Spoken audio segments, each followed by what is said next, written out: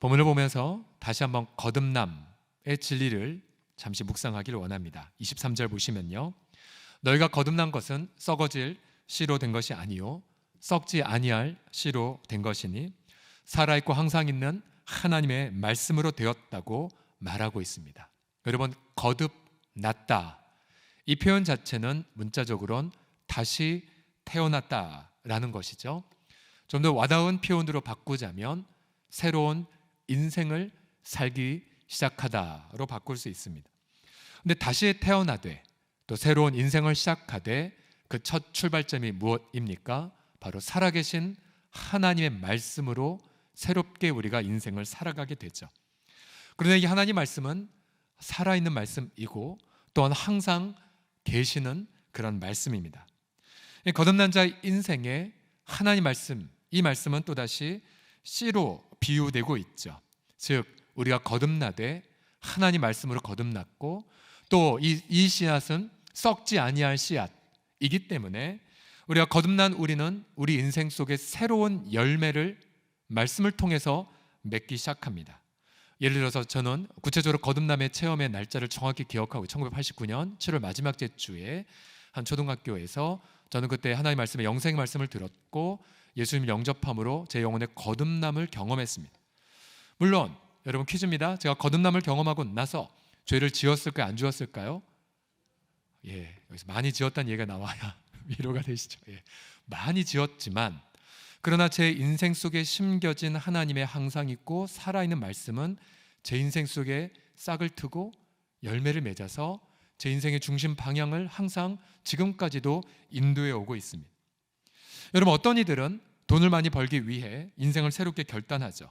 예를 들어 연말 되면, 연시 되면 저 동쪽에 고생하면서 태양을 보고 나 이렇게 살지 않을 거야, 나 이렇게 살 거야 라고 결단을 하지만 인간의 결단 오래가지 못하죠.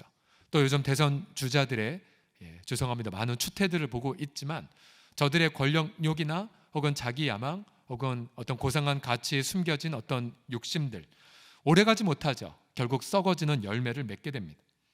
그러나 우리가 거듭났다는 것은 썩어질 씨로 시작되지 않았습니다.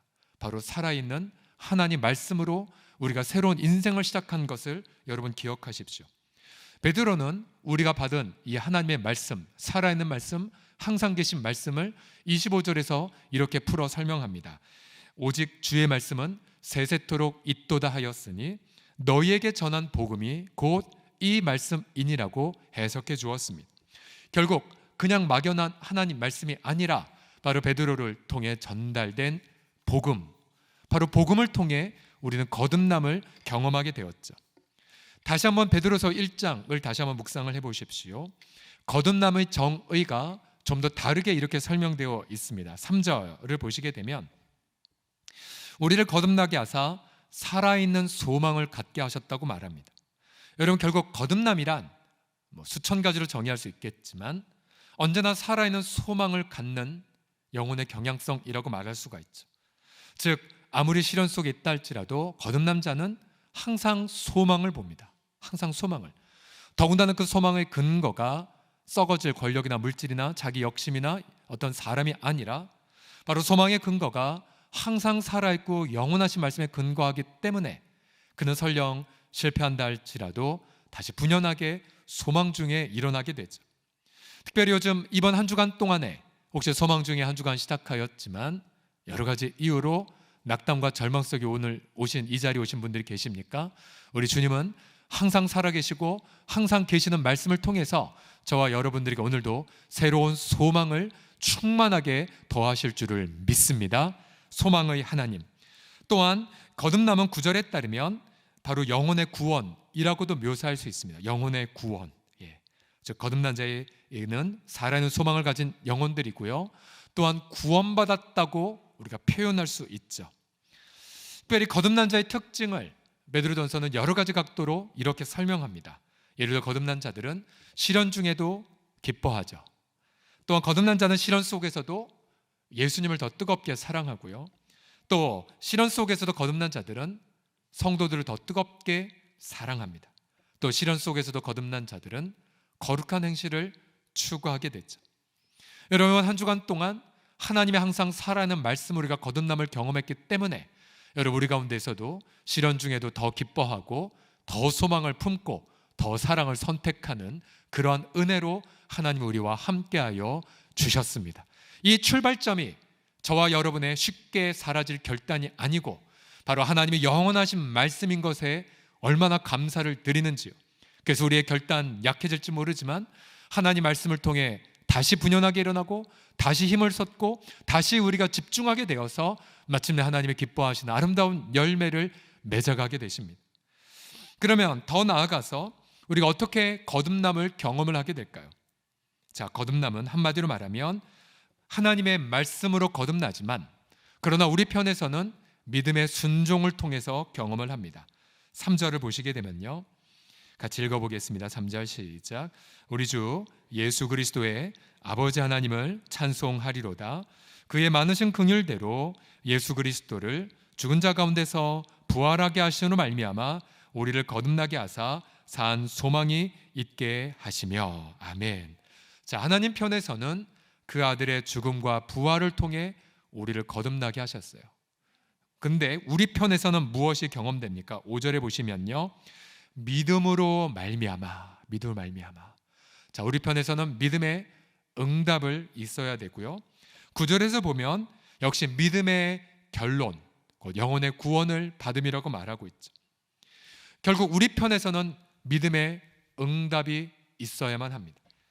이 믿음을 본문에서 또 다른 말로 뭐라고 표현하면 22절 보시면요, 너희가 진리를 순종함으로 너희가 거듭났다라고 말하죠. 진리를 순종함으로 영혼을 깨끗하게 했다라고 말하는데, 결국 우리는 예수님의 복음을 듣고 믿고 또 순종함을 통해 거듭남을 경험하게 됩니다. 물론 어떤 이들은 저처럼 중간에 자신의 자의식으로 듣고 믿어 순종해서 거듭남을 경험하고요, 또 모태신앙인 분들은 자신의 자의식이 깨어나기 전 무의식 가운데에 믿음을 갖기 시작했고 나중에 자의식의 발전하면서 내가 믿고 순종한 자가 되었구나를 경험하게 되죠. 중간에 믿었던, 처음부터 믿게 되었던, 결국 우리는 믿음의 순종을 통해 우리는 오늘도 이 거듭남의 은혜들을 경험하게 됩니다. 우리가 기독교 교리상에서 이 거듭남은 가장 첫 출발점을 의미하게 되죠. 그런데 자, 우린 이 지점에서 이러한 질문을 던지게 됩니다. 그러면 우리 모두가 다 똑같이 하나님의 은혜로 거듭났고 또 우리가 믿음의 순종으로 거듭남을 경험하고 있는데, 다 똑같은 하나님의 은혜인데 어떤 분들은 풍성한 열매를 맺고 어떤 분들은 무기력할까, 아니 어떤 분들은 많은 복음전도의 열매를 맺는데 어떤 분들은 자기 신앙 하나 주체하지 못할까. 제가 어젠가요, 그 점심시간에 잠시 홍제천을 산책을 하는데 어떤 굉장히 곱게 차려입은 할머님께서 저보고 예수님 믿으세요? 라고 굉장히 밝은 미소로 전도지를 전해주신 분이 계셨었어요. 안타깝게도 우리 교회 권사님이 아니셨어요. 그 교회 이름을 보는 순간 시기 질투보다는 굉장한 도전이 났어요. 굉장히 연배도 많아 보이시는데 햇살 속에서 전도지를 돌리는 그 모습이 너무 천사같이 보였었어요. 어떤 분들은 이처럼 굉장히 귀한 열매들을 맺고 사세요. 그런 어떤 분들은 패배와 그런 어떤 어려움 속에 살아가죠. 오늘 본문의 2장 2절도 보시게 되면요, 베드로가 우리에게 이렇게 도전하고 있어요. 너희로 구원에 이르도록 자라게 하려 함이라. 자, 여러분, 이 구원이라는 단어 하나만도 베드로에서 벌써 3가지의 시제로 사용된 걸 눈치채셨을 것이에요. 우선 우리가 예수님을 처음에 구주와 주님을 영접했을 때 경험하는 구원, 이미 구원받았다라는 표현, 구원의 과거 시제죠. 우리 모든 저주 형벌이 다 떠나갔고 이미 우리가 하나님의 아들 딸로 입양이 되었고, 과거로서의 시제, 과거의 시제. 또 한 가지는 또 베드로가 반복해서 말하죠. 예수님이 나타나실 때에 너희가 받을 구원, 이거 미래 시제의 구원이죠. 무엇입니까? 우리 몸의 육체의 부활. 그날에 우리가 기미 죽은 게 다 사라지고 머리카락 무성하게 나고 상처 다 사라지고 영광의 몸으로 또 열방 백성의 심판을 받는 그날, 그게 미래적 구원이죠. 그러면 베드로전서 2장 2절에서 말한 너희로 구원에 이르도록 자라게 하려 함이라. 어느 시제의 구원일까요? 바로 그렇죠. 현재의 관점, 현재의 관점. 우리의 현재 힘써야 할 모습의 구원을 베드로는 강조합니다. 흥미롭게도 이 구원에 이르도록 잘하다, 이 잘하다는 표현이요, 히라보로 아욱사노라는 단어인데요. 이 단어는 잘하게 하다, 잘하게 하다. 근데 좀 더 창세기부터 쓰여진 용례를 보게 되면 이 속에 무슨 의미가 있냐면, 다 함께 따라하십시오. 열매를 맺다. 시작. 열매를 맺다. 열매를 맺다라는 단어가 있어요. 그래서 이 단어가 어떤 의미를 쓰여졌는지 알기 위해서는 창세기부터 계시록을 다 찾아보는데요. 창세기를 보게 되면 집중적으로 이 단어가 이렇게 쓰여졌어요. 창세기 1장 22절 또 28절 등에 보시게 되면 하나님이 그들에게 복을 주시고 또 그들에게 이르시되 생육해라, 생육해라. 예. 우리 한글말로 날생자에 기를 육자, 나서 자라게 하다, 이런 의미인데 좀 더 원문상 의미는 뭐냐면 열매를 맺어라, 열매를 맺어라. 예. 그다음 번성은 멀티플라이 해라, 배가해라, 배가해라. 예. 창세기부터 번성, 배가의 축복이 있기 때문에 여러분 사랑방 개편하고 나서 얼마 안 됐지만 처음부터 모일 때마다 뭘 선포하셔야 돼요? 섬기면은 배가의 비전을 선포하셔야 돼요. 왜요? 저 축복 때문에. 배가의 비전. 믿음 지역은 2개의 비전으로, 2개의 지역으로, 소망 지역도 2개의 지역으로, 사랑 지역 2개의 지역으로. 처음부터 그런 걸 꿈꾸셔야 되죠. 그리고 땅에 채워가라, 충만하라. 또한 아브라함 등 신앙의 선조들에게도 하나님은 동일한 축복을 말씀하십니다. 내가 너로 심히 번성하게 하리니, 심히 열매를 맺게 하리니 내게서 민족의 왕들이 나오리라, 나오리라. 예. 즉 열매 맺는 인생에 대한 복을 창조로부터 또 믿음의 영역에서 경험을 했죠. 그러면 이러한 문맥하에 베드로전 2장 2절을 다시 보십시오. 너희로 구원에 이르도록 자라게 하려 함이라. 결국 무엇입니까? 똑같이 구원을 받았으나 어떤 이들은 구원의 풍성한 열매를 맺고요, 어떤 이들은 구원에 있어서 덜 열매를 맺는다는 사실이죠. 예. 저는 저와 여러분들에게 이렇게 축복을 하고 싶습니다. 바로 이 성경에 있는 말씀처럼 저와 여러분들이 한 번 받은 은혜의 구원이지만 그러나 성경이 언약하신 것처럼 구원에 있어서 아주 풍성한 열매들, 아주 풍성한 열매들, 그런 열매 맺는 우리 모든 식구들 되기를 주의 이름으로 축복합니다. 구원의 풍성한 열매. 오늘의 질문은 이것이에요. 그러면 그런 구원의 풍성한 열매를 맺으려면 2절에 보시면 간단하게 답을 설명합니다. 어떤 학자들은 2절을 베드로전 전책의 핵심 구절이라고도 말하는데요. 2절을 다 같이 읽겠습니다. 시작. 갓난 아기들 같이 순전하고 신령한 젖을 사모하라. 이는 그로 말미암아 너희로 구원에 이르도록 자라게 하려 함이라. 아멘. 자, 구원의 풍성한 열매를 맺으려면 뭘 사모하라고요? 바로 신령하고 순전한 젖을 사모하라고 말합니다. 누구처럼요? 바로 갓난 아기들처럼. 예. 이게 바로 베드로전서의 전체의 결론이라고 말합니다. 여러분, 갓난 아기 혹은 여러분들의 손주들 보십시오. 태어나자마자 엄마 가슴 위에 놓으면 얘는 눈을 못 떴어도 본능적으로 엄마 젖을 빱니다. 그렇죠? 또한 아기가 우는 것 다 한 가지죠. 배고프기 때문에. 그런 엄마 젖을 물리면 여러분 기억나십니까? 아기의 이마에 땀방울이 흐를 만큼 전심을 다해 엄마 젖을 빨아요. 그래서 잘 빨리지 않으면 엉엉 울기도 하고 화를 내기도 하고 그러면서 전력을 다해 온 힘을 다해 빨죠. 그리고 나서 배부르게 먹으면 그러면 그 아이는 아주 평안한 안식의 잠에 골아 떨어집니다. 그래서 제가 전에도 말씀드렸잖아요. 그 옆에서 일부러 청소기를 돌려도 절대 깨지 않는다고요. 에셋 아빠가 직접 경험한 겁니다. 모이든 분이든 상관없습니다. 만족하면 세상 풍파, 세상 청소기 소리 들리지 않아요. 그런데 이 갓난 아기들 같은 이미지를 베드로가 설명하면서 바로 이 갓난 아기들이 사모하는 것처럼 너희들도 구원의 풍성한 열매를 맺기 위해 전심으로 신령하고 순전한 젖을 사모할 것을 강조하고 있습니다. 여러분, 결국 우리가 이것에서 중요한 통찰을 몇 개 얻죠. 그것은 우리 속에 정말 이런 영적인 어떤 갈망들이 있는가, 영적인 배고픔 혹은 영적인 목마름이 있는가. 그래서 내 영혼이 구원의 열매를 맺기 위해 필요한 양분이 조금이라도 부족하면 정말 온 천지가 멸망하는 것처럼 울부짖으며 부르짖으며 말씀 앞에 나아오는가? 우리 자신을 점검하셔야 돼요. 여러분, 정말 우리가 영적으로 건강하다면 다른 걸로 표현됩니다. 무엇이냐면 내가 정말 하나님 말씀에 대한 사모하는 마음이 있는가? 갈급함이 있는가? 가령 여러분 시편 40편 1절을 보시면 이 갈급함을 시냇물을 찾기에 애타하는 사슴의 이미지로 이렇게 표현하죠. 하나님이여, 사슴이 시냇물을 찾기에 갈급한 같이 내 영혼이 주를 찾기에 갈급하니이다. 예. 물이 없어 고통하는 사슴의 절규들을 한번 상상해 보십시오. 시편에 보게 되면 예를 들어서 이런 구절도 있어요. 시편 84편 2절을 보시게 되면 내 영혼이 여호와의 궁정, 하나님 임재죠. 하나님 임재를 사모해서 쇠약할 정도까지 됐다는 거예요. 내 영혼에 힘이 빠졌어요. 하나님 임재에 대한 갈망 때문에. 우리 방금 찬양팀과 더불어 아름다운 예수님을 찬미했지만 부르면 부를수록 굉장히 영적 갈급함을 느끼지 않았습니까? 그리고 더 찬양해야 되겠구나, 더 높여야겠구나, 제한 없는 주의 임재 속에 나아가겠구나, 이런 마음을 느끼지 않으셨습니까?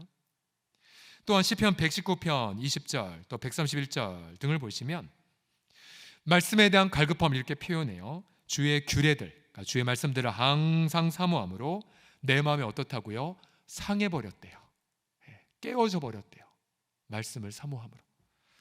또한 131절에도 보시면 내가 주의 계명들을 사모함으로 내가 입을 열고 어떻게 했습니까?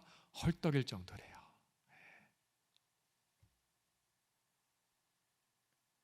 그러니까 우리가 그날 내가 성장할 어떤 몫이 있는데, 내가 혹은 그날 일터이든 부부관계이든 열매 맺을 영역이 있는데, 근데 그 영역 속에 말씀이 빠졌다. 그럼 우리는 고통하는 거죠. 헐떡이는 거죠. 상해 있는 거죠. 쇠약해 있는 거죠. 아무것도 못하는 거죠. IQ도 절반으로 떨어지고 기쁨도 없고 운전도 못하고 아무 의욕도 없는 거죠. 그러나 반대로 갓난아기들처럼 신령하고 순전한 젖을 정말로 먹고 그리고 내 영혼을 가득히 채우면 어떻게 됩니까? IQ 200으로 상승하고, 기쁨이 가득해지고 통찰력이 생기고 체력도 올라가고.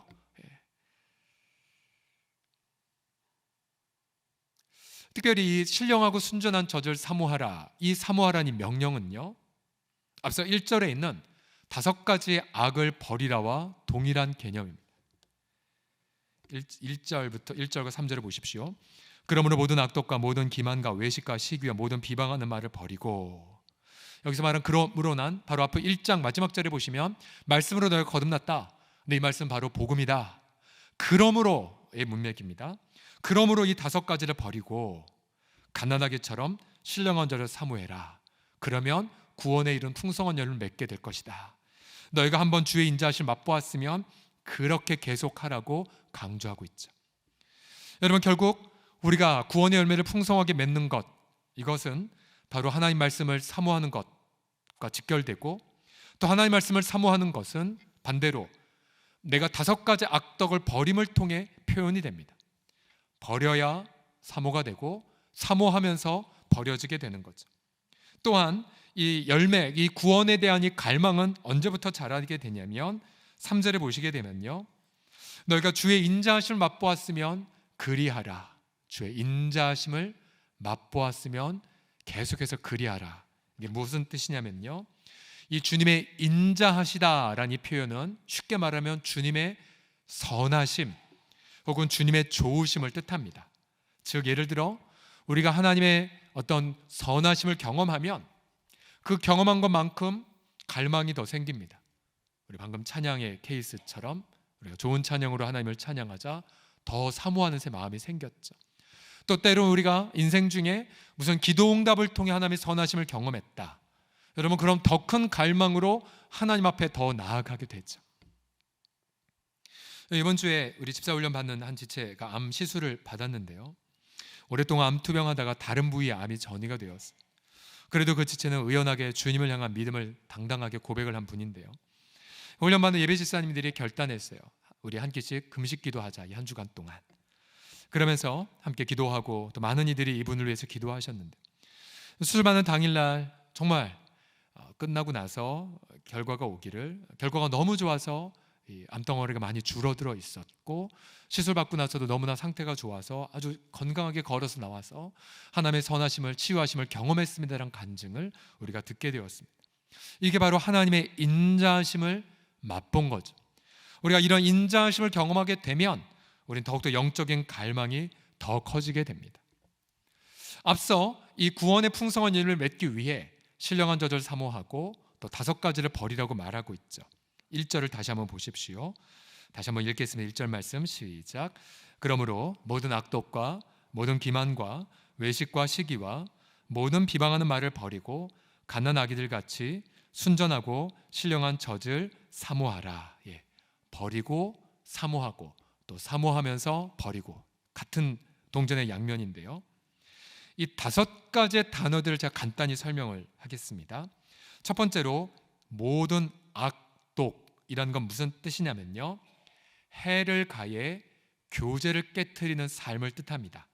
예를 들어 이웃과의 관계를 해를 끼쳐서 부부관계를 깨트리든 부모 자녀 관계를 깨트리든 또 하나님과의 관계 속에서 해를 가해 하나님과의 교제를 깨트리는 것, 우상 숭배, 이 모든 것이 다 악독이라는 범주에 들어갑니다. 이 악독은 또 다른 영어 성경에 보면은 악한 의지로 표현이 됩니다. 즉 다른 4가지 악의 출발점을 의미하죠. 우리 마음속에 이런 악독의 마음이 있는 한 하나님 말씀을 사모하지 않습니다. 그렇죠? 악독 전제 자체가 하나님과 관계를 깨트리려는 죄인데 어떻게 우리가 하나님 관계를 좋게 하기 위해 말씀을 사모한단 말입니까? 여러분, 그러고 보면 우리 성도들이 성경 말씀을 읽지 않는 것 의지의 차원이 아니에요. 아닐 때가 많아요. 게을러서 안 읽을 때가 보다는 대부분은 악독에 매여 있을 때가 많아요. 드러나진 않죠. 그러나 그 내면 속에 하나님과의 관계에 대한 사모하는 마음이 없어요. 이미 해를 끼쳤어요. 이미 죄를 범했어요. 본인은 그걸 감추죠. 회개할 때까지 말씀에 대한 갈급함 생기지 않습니다. 또 이 죄는요, 그 다음 부분 보시면 모든 기만의 죄로 이렇게 발전하죠. 이 기만이란 나쁜 동기를 가지고 상대방을 속이는 말과 행동을 뜻합니다. 기만, 속이는 거죠. 나쁜 동기. 예를 들어 야곱 속였죠. 형을 속였고 아버지를 속였고 축복을 가로채기 위한 탐욕으로 속였던 분들. 이런 속임의 마음과 태도가 있다면 이분은 절대로 구원의 열매를 맺을 수가 없죠. 왜요? 이거를 회개하지 않는 한 하나님의 말씀에 대한 사모 대신에 자꾸만 머리를 굴리고 자꾸만 사람을, 그리고 자꾸만 어떤 인간적인 술수만을 저지르게 되죠. 그 다음 외식의 죄를 버려야 우리가 사모하고 열매를 맺는데요. 외식의 죄란 무엇이냐면 바리새인들을 떠올리시면 됩니다. 겉으로는 옳아 보이지만 내면에 온갖 더러운 탐욕과 교만이 있는 자들입니다. 외식하는 자들의 특징은 교리와 삶이 다르죠. 그리고 교회에서의 생활과 일터에서의 삶이 다릅니다. 아이들을 혼낼 때의 목소리 톤과 신방 전화 받을 때의 톤이 100% 달라지죠. 다음 4번째 시기의 이 죄는 무엇이냐면 다른 사람이 잘 되는 것을 가만히 두지 않는 태도입니다. 좀 더 깊이 들어가면 하나님이 이웃을 사용하시는 것을 부정하는 행위입니다. 그래서 이거는 시기는 궁극적으로 주님을 인정하지 않은 태도죠. 하나님은 이웃을 사용해서 내게 말씀 주길 원하시고 하나님은 이웃을 사용해서 나와 함께 동역하길 원하시는데 하나님 보낸 손길들을 거부하죠. 예수님은 재판에 넘겨졌던 중요한 그 죄 중에 하나가 바리새인들의 시기 때문이었죠. 시기로 예수님을 재판에 던지움을 받았습니다. 그러니까 예수님이야말로 이런 악독과 기만과 사람들이 많이 예수님 앞에 자기를 속이면서 선한 말을 하는 척, 예수님을 칭찬하는 척 하면서 예수님을 교묘하게 말에 덫을 놓아 로마법으로 잡아 죽이려 했던 시도들도 많이 받으셨죠. 마지막으로 비방은 무엇입니까? 비방이란 상대편이 없을 때 그를 깎아내리는 모든 말들을 뜻합니다. 예를 들어 너만 아는 기도 제목이야 라고 말하면서 그 기도 제목 속에 누군가를 향한 어떤 사정없는 깎아내림의 어떤 태도가 조금이라도 있고, 그러면서 내가 은근히 그걸 즐긴다. 저도 그렇고 다 우리의 그런 본능이 있거든요. 비방의 죄죠. 비방의 죄.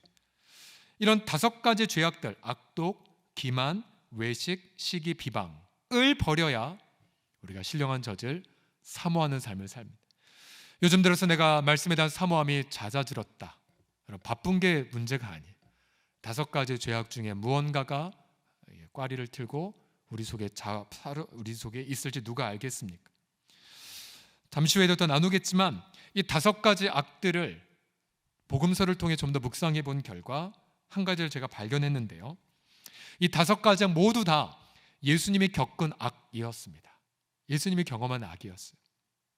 예수님이 악독한 자에 의해 기만을 당하셨고, 예수님 외식하는 자들에 의하여 시기를 받으셨고, 수많은 비방을 겪으셨습니다.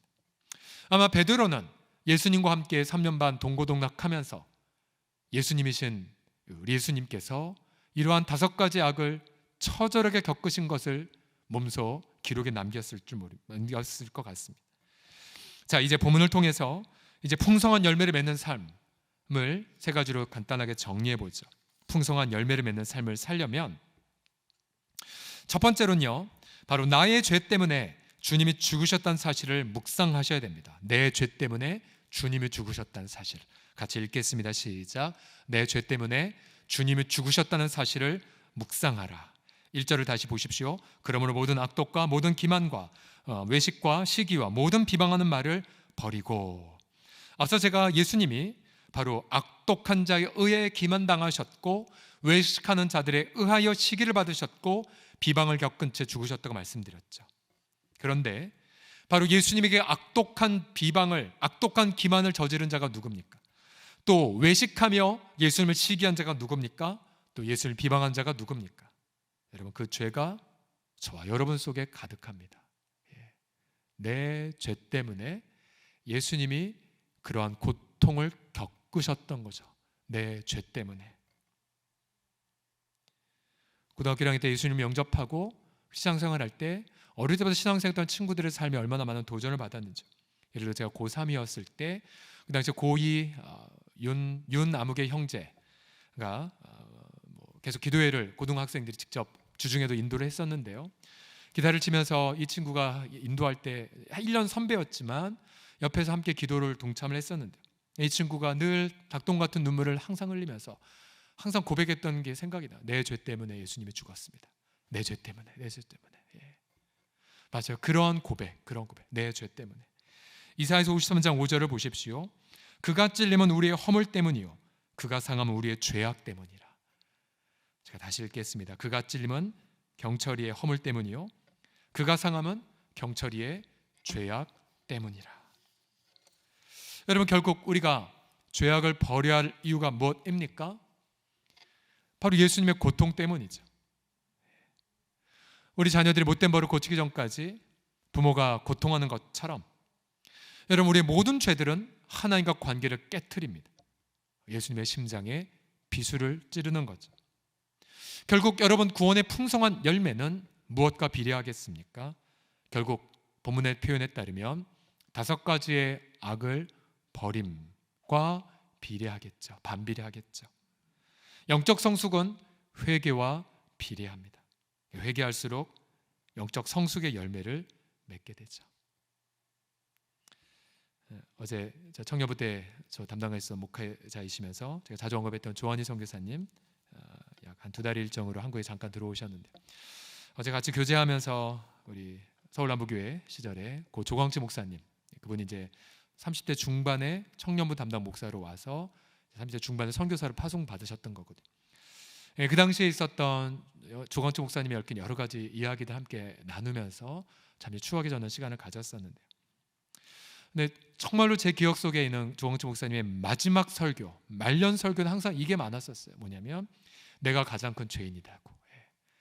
내가 여러분을 잘못 가르쳐서 내가 잘못 가르쳤다는 표현, 내가 가장 큰 죄인이라고, 내가 잘못 목회했다는 표현을 말년에 굉장히 많이 하셨었어요.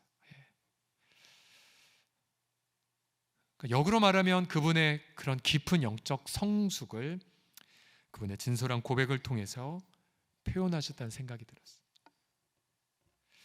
그러니까 우리가 이 영광의 주의를 경험하기 전 우리 금요일 날 심야기도회를 통해 철저하게 우리 영혼을 점검해야 되죠. 혹시 내가 이번 한 주간 관계를 깨트린 어떤 죄를 범한 건 없는가? 예를 들어 배우자와 관계라든지 자녀와의 관계라든지 또 우리 어떤 교우와의 관계라든지 또 우리 일터에서 쉽게 무시할 만한 어떤 인간관계, 또 일터에서 혹시 나도 모르게 갑질을 한 것은 없었는지, 또 내가 악한 동기를 감춘 채 이웃을 어떤 이용하려고 하진 않았는지, 직장 생활에서 또 때로는 외식의 가면을 쓰고 자기 욕망을 이루며 살진 않았는지, 또 누군가를 시기하고 또 비방하는 말을 퍼뜨리고 다녔는지. 두 번째로 풍성한 열매를 맺는 삶은 주의 말씀이 임할 때까지 엎드리는 것입니다. 주의 말씀이 임할 때까지 엎드리라. 다시 한번 베드로전서 2장 2절을 같이 읽어보죠. 시작. 갓난아기들 같이 순전하고 신령한 젖을 사모하라. 이는 그로 말미암아 너희로 구원에 이르도록 자라게 하려 함이라. 얼마 전 우리 공동체 한 시니어 어르신이 암 투병을 하셨어요. 80대 중반에 암 판정을 받자 많이 낙심을 하셨죠. 많이 그렇게 선교사적으로 일터에 살고 싶었는데 이렇게 주먹만한 어떤 종양이 겨드랑이에 있었거든요. 누가 보더라도 정말 굉장히 안 좋은 두 가지 암을 동시에 겪으셨는데, 근데 이분이 예배를 드리면서 이 말씀이 마음에 깊이 와닿았대요. 바로 예수님의 이 말씀, 상한 갈대를 꺾지 아니하며 꺼져가는 심지를 끄지 아니하신 예수님. 자신같이 늙은이에게 하나님 왜 이러셨습니까? 이 항변에 대해 우리 주의 음성, 상한 갈대 꺾지 않아, 꺼져가는 심지 끄지 않아, 이 말씀에 큰 위로를 받으셨대. 기도하면서 항암 주사를 맞기 시작했고 많은 지체들이 기도해 주셨죠. 그래서 1차 항암 주사를 맞을 때부터 종양이 혁혁하게 줄어드는 게 눈에 보였었고요. 2차, 3차, 4차, 5차 맞으면서 이제 마지막 회차까지 남은 상황에서 병원에 여쭤보셨대요. 6차 맞으면 어떻게 합니까? 병원에 하신 말, 이제 오실 필요 없어요. 영영이 오지 마세요. 영영이 오지 마세요. 하나님이 말씀으로 치유하셨습니다. 할렐루야. 굉장히 기뻐하시더라고요. 그리고 교인들이 꼭 전해달라고, 치유의 주님을. 맞아요, 여러분. 어떤 시련이 다가와도 이분이 갓난아기처럼 말씀 앞에, 하나님 앞에 머물렀고 이 말씀을 받으셨죠. 상한 갈대 꺾지 않고 꺼져간 심지 끄지 않으신 예수님. 맞아요, 여러분. 시련 그 자체가 힘들 수도 있겠지만 정말 힘든 건 우리 마음에 요동하는 폭풍이 아닙니까? 우리 마음에 스며드는 어떤 고통들, 아픔들, 죄책감들, 여러 후회들. 그런데 그 마음 가지고는 성장할 수가 없어요. 그리고 그런 마음들 부여잡고 주의 임재 속에 나아가 내 속에 혹시 악독이 없는지, 기만이 없는지, 외식이 없는지, 비방이 없는지, 시기가 없는지를 돌아보고, 그러면서 하나님, 내가 붙잡을 말씀을 내게 주시옵소서. 주님, 말씀이 없으면 전 죽을 겁니다. 주님, 이 말씀이 없으면 전 멸망할 수밖에 없습니다. 주님, 말씀이 없으면 내가 살 수가 없습니다.